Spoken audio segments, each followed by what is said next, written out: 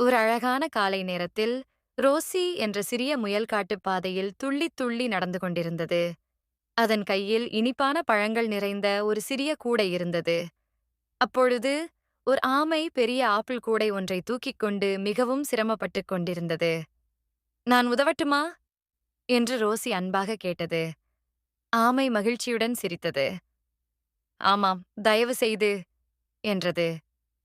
Rousey அந்த ஆப்பிள்களை ஆமையின் வீட்டிற்கு எடுத்துச் செல்ல உதவியது.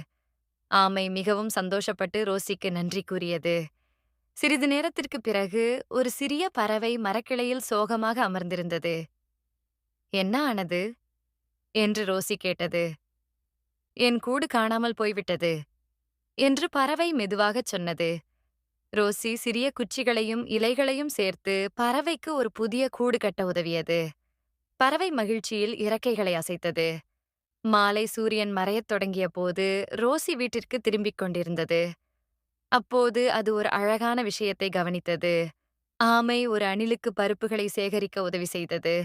பறவை எல்லோருக்கும் இனிய பாடல்கள் பாடியது. ரோசி மகிழ்ச்சியாக சிரித்தது.